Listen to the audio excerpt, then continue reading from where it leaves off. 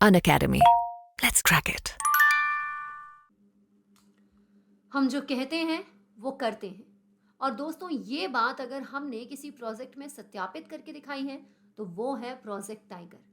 दोस्तों, भारत ने project tiger को इतने सफलतापूर्वक अपने देश में चलाया है कि इसके अंतर्गत हमारे देश में जब भी टाइगर्स की गणना होती है तो हम पिछली बार से टाइगर्स को ज़्यादा ही पाते हैं। यह सत्य है कि हम अपने देश में चीतों को नहीं बचा पा रहे हैं, लेकिन जो बाघ हैं, जो टाइगर हैं, उनकी संख्या आज हमारे देश में बढ़ती जा रही है।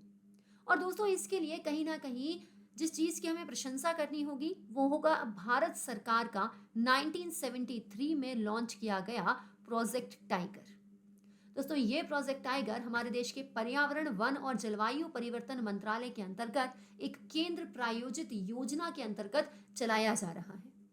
और दोस्तों, आप लोगों को याद होगा कि केन बेतवा इंटरलिंकिंग प्रोजेक्ट जो है उसके अंतर्गत यहाँ पे जो मध्य प्रदेश का एक नेशनल पार्क है, जो कि एक टाइगर रिजर्व भी है, पन्ना नेशनल पार्क, उसका कुछ हिस्सा जलमग्न हो रहा है। तो मध्य प्रदेश के जब किसी टाइगर रिजर्व का कुछ हिस्सा जलमग्न हो रहा है तो उसकी क्षतिपूर्ति के लिए मध्य प्रदेश में एक और टाइगर रिजर्व बनाया जाना जरूरी था। और इसीलिए आप देख सकते हैं कि दोस्तों, नेशनल टाइगर कंजर्वेशन अथॉरिटी यानी कि राष्ट्रीय बाघ संरक्षण प्राधिकरण, जो कि मंजूरी देती है टाइगर रिजर्व्स को बनाने के लिए, जो कि वाइल्ड लाइफ प्रोटेक्शन एक्ट 1972 के अंतर्गत काम करती है, उसने मध्य प्रदेश के 7वें टाइगर रिजर्व को भी मंजूरी दे दी है। जी हाँ दोस्तों, और मध्य प्रदेश का ये जो 7वां टाइगर रिजर्व बनने जा रहा है, इसका नाम है वीरांगना दुर्गावती टाइगर रिजर्व। वीरांगना दुर्गावती टाइगर रिजर्व। दोस्तों, ये मध्य प्रदेश का 7वां और हमारे देश भारत का 54th टाइगर रिजर्व है। आप लोगों को यूपीएससी के पॉइंट ऑफ व्यू से भारत के सारे 54 टाइगर रिजर्व याद होने चाहिए। आप लोगों को मैं हर क्लास में पोल के माध्यम से इन्हें याद करवाती हूँ, इनकी स्पीशीज और इनकी विशेषता भी। तो यहाँ पर आप देख सकते हैं कि वीरांगना दुर्गावती टाइगर रिजर्व मध्य प्रदेश का 7वां और देश का 54th टाइगर रिजर्व होगा। इससे पहले मध्य प्रदेश में Panna tiger reserve, Bandhavgarh tiger reserve, Sanjay tiger reserve, Pench tiger reserve, Kanha tiger reserve और सतपुड़ा टाइगर रिजर्व थे।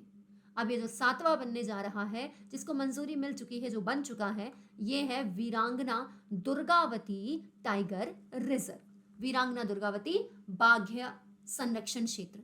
अब दोस्तों, ये जो टाइगर रिजर्व बना है, ये 2 वाइल्ड लाइफ सेंचुरी, नौरादेही वन्यजीव अभ्यारण्य और दुर्गावती वन्यजीव अभ्यारण्य, इन 2 वन्यजीव अभ्यारण्यों को, इन 2 वाइल्ड लाइफ सेंचुरीज को जोड़ करके बनाया गया है, इन दोनों के हिस्से को मिला करके बनाया गया है।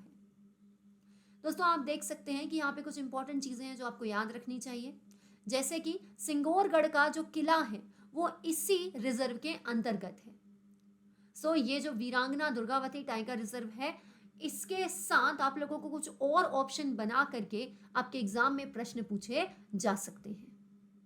दोस्तों, यहाँ पर आप लोग देख सकते हैं कि हमारा ये जो देश है, इसने इंटरनेशनल बिग कैट अलायंस जो है इसे भी शुरू किया है, यानी कि IBCA को भी शुरू किया है, जहां पर हमारे देश में 7 जो बड़ी बिल्लियां हैं, जो 7 बड़ी कैट्स हैं, उन्हें बचाने की कोशिश की जा रही है। हालांकि हमारे देश में ये जो सातों की सातों बिग कैट हैं, ये नहीं मिलती हैं। हमारे देश में जो 5 बिग कैट मिलती हैं वो है एशियाटिक लायन। कहाँ मिलता है, आप प्लीज मुझे कमेंट बॉक्स में बताइए कि भारत में जो एशियाई शेर है वो किस जगह पर मिलता है। इसके अलावा हमारे देश में मिलता है royal Bengal tiger, leopard, snow leopard और चीता। तो ये 5 बिग कैट हमारे देश में मिलती हैं। तो कौन सी 2 नहीं मिलती दोस्तों? प्यूमा और जैगुआर, ये दोनों जो बिग कैट है ये हमारे देश में नहीं मिलती हैं। आप देख सकते हैं कि जो इंटरनेशनल बिग कैट अलायंस है, ये उन सारे देशों ने मिलकर के बनाया है, जिनमें ये 7 बिग कैट में से कोई भी 1-2, भाई कम से कम अगर एक भी मिल रही है ना, तो आप इस IBCA का सदस्य बनते हैं। और ये IBCA काम करता है इन 7 बिग कैट के कंजर्वेशन के लिए। आप देख सकते हैं कि हमारे देश में ये जो बिग कैट है, उनमें से हमारा प्राइड है हमारा टाइगर। और आप देख सकते हैं कि मध्य प्रदेश जो हमारे देश का टाइगर स्टेट है, आप देख सकते हैं कि जो बाघ गणना हुई थी 2022 वाली, उसके अंतर्गत भी मध्य प्रदेश टाइगर स्टेट ही बना था। और फाइनली आप देख सकते हैं कि मध्य प्रदेश ही यहाँ पर अब एक नवीनतम टाइगर रिजर्व वाला राज्य बन चुका है। हालांकि टाइगर रिजर्व तो समय समय पर नवीनतम रूप में अलग अलग जगह पे टाइगर रिजर्व बनते ही रहते हैं। सो दोस्तों, अगर आप लोग मेरे साथ अनअकैडमी प्लस पे इन्वायरमेंट इकोलॉजी को इस कद्र पढ़ना चाहते हैं कि आपसे यूपीएससी प्रीलिम्स और मेंस में जो सारे प्रश्न है वो आसानी से बन सकें, इसी के साथ आप ज्योग्राफी को जीना सीख सकें, सो आप लोग मेरे साथ अनअकैडमी प्लस पर जुड़ सकते हैं। इस समय भी हमारा इन्वायरमेंट इकोलॉजी का कोर्स लाइव चल रहा है। अगर आप लोग अनअकैडमी प्लस पर जुड़ना चाहते हैं तो इससे अच्छा डिसीजन आपने शायद जिंदगी में अब तक नहीं लिया होगा, क्योंकि दोस्तों आप यहाँ पर देख सकते हैं कि अनअकैडमी ने पिछली बार यानी कि 2022 के यूपीएससी में 333 सिलेक्शंस दिए थे। कोई छोटी बात नहीं है। तो आपको यहाँ पर ये जो 50% डिस्काउंट का उपयोग है ये करना ही चाहिए। और हाँ, ये 50% डिस्काउंट का उपयोग आप जब करोगे तो आपको जो डिस्काउंट कोड उपयोग करना है वो कोड प्लीज याद रखिएगा। दोस्तों यहाँ पे डिस्काउंट कोड है अपूर्वा23, APOORVA23। सो मैं आशा करती हूँ कि इस डिस्काउंट कोड का उपयोग करके आप जल्द से जल्द जुड़ेंगे मेरी प्लस क्लासेस में।